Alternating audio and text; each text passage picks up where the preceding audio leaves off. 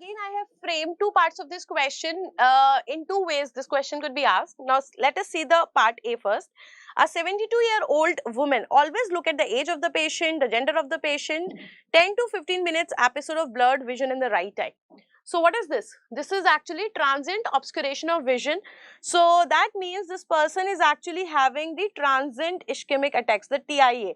And the moment you get this, there are certain things that start coming in your mind. That is actually the importance of clinical subjects, that where you have a lot of DDs in your mind and you start thinking in that direction the moment you get this. So you have the syncopal episodes, you have got the 10 to 15 minutes blurring of vision in the right eye, and eye examination is normal. The presence of one of the following signs should elicit the most prompt attention.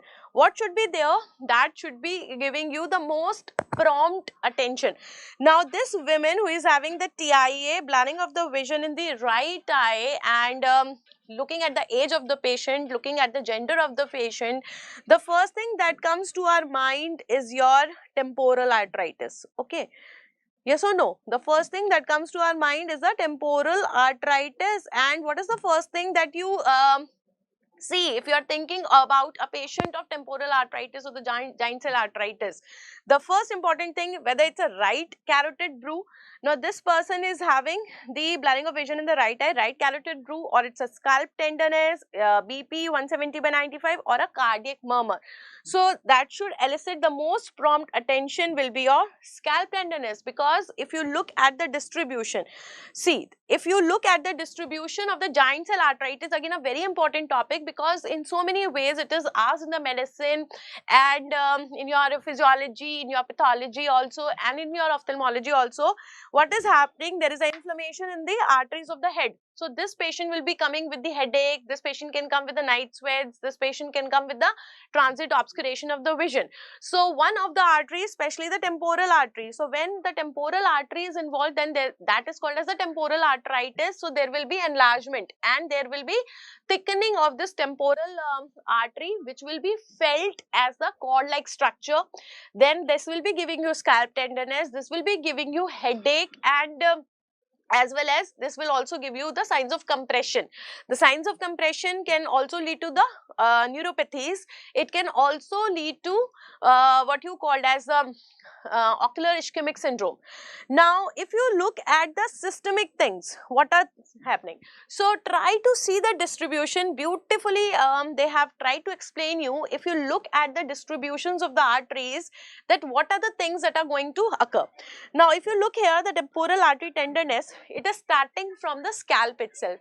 Along with that, we will also have the systemic features, because it is the inflammatory pathology. So you will have fever also, fatigue also, we have myalgias, we have arthralgia. So another kind of presentation that we can have in this kind of a patient will be the systemic feature. And if you remember, what is the most important test or the first test that you are going to do? So that is very, very important. The first thing that we do is the ESR.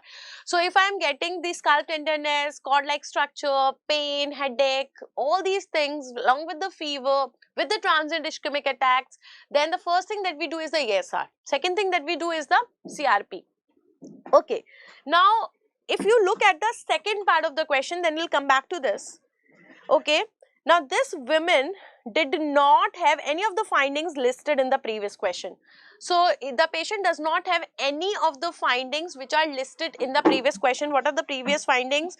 So, no, not having any carotid brew, not having any scalp tenderness, blood pressure is also not raised, and not having any cardiac murmur. Suppose this patient, we did all the things and we are not having anything. Now, how to proceed further? So this patient is not having anything. She is also denied of headache and numbness or any weakness, no myalgia and anything. Now she did remember a 10-minute episode of double vision and also difficulty chewing fast because jaw becomes tired. So she said that I had a 10-minute episode of double vision, diplopia. Diplopia is there. So that means I can think about the ophthalmoplegia.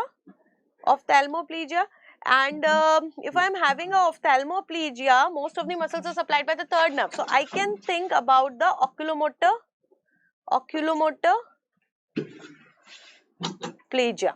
So the muscles which are supplied by the oculomotor nerve are not working, they're paralyzed, and also due to the ischemia. And we also have a difficulty in chewing fast because jaw is becoming tired. Jaw is becoming tired. This is called as the jaw claudication. This is called as the jaw claudication. So this is a beautiful example where they are giving you the ischemia to the masseter muscle. We have the jaw claudication. We also have the oculomotor ischemia leading to the ophthalmoplegia. Then we also have what you called as the transient ischemic attacks also. So that means it is a typical example of the ocular ischemic syndrome. It is a typical example of ocular ischemic syndrome. Now we can have so many things in the ocular ischemic syndrome. The presentations could be different. One of the important causes is the giant cell arteritis, which is also called as a temporal arteritis, right? So what they are saying, what should be the next step? Now here they are not asking you best step. They are just asking you the next step. What should you do? Should you do the carotid Doppler? Should you do the antiphospholipid antibody levels? Should you do the ESR or acetylcholine receptor antibody levels? Now the beauty of this question is that they are not asking you the diagnosis. They are just asking you as if you have got the patient and you want to analyze how you will actually approach this patient sitting in the OPD. What will you think? So if my patient is having jaw claudication, is having this what you call as ophthalmoplegia, transient ischemic attacks, obviously I will think in terms of the ocular ischemic syndrome. Now if I am thinking about the ocular ischemic syndrome in a female who is 72 years old, so what should be the first thing that you will think of? Temporal arteritis. Now, if I am thinking of the temporal arteritis, but I am not getting the scalp tenderness and all, what is the next thing that I can do to confirm this temporal arteritis?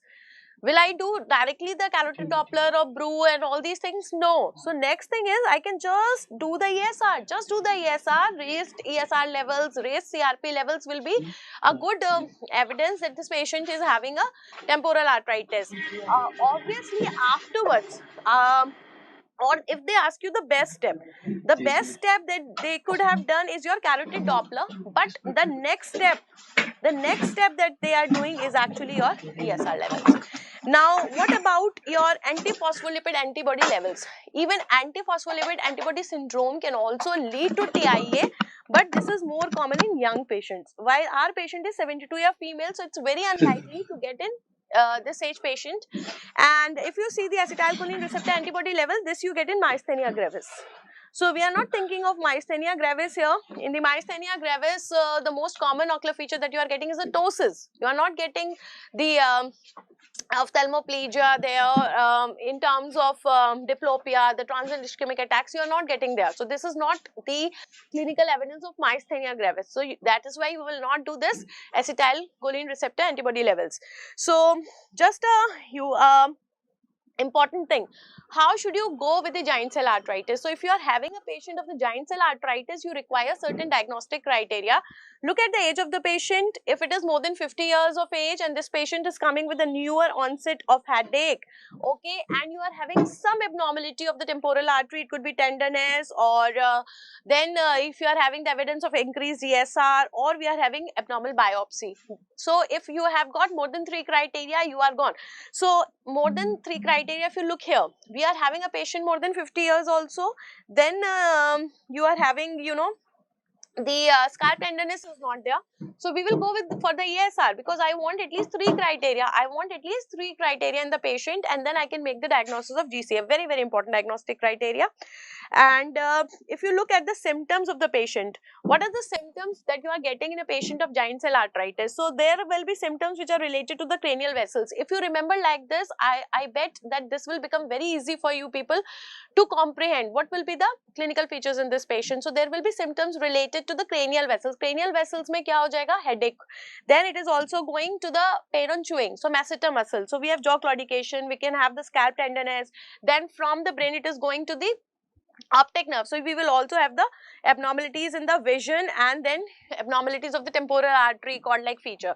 Then you can have symptoms due to the involvement of the great vessels. Great vessels will be the claudication of the extremities, especially the arms we will have. And then we have got the systemic inflammation, due to which patient will have fever, night sweats, weight loss and all. And then we also have the polymyalgia rheumatica, due to which we can even have the stiffness of the neck. So 3 diagnostic criteria, and that could be due to the involvement of the cranial vessels, that could be due to the involvement of the your great vessels, it could be due to the systemic features, anything like this, and you are done with the diagnosis of your giant cell arteritis. Now, a very important thing here is the involvement of the eye.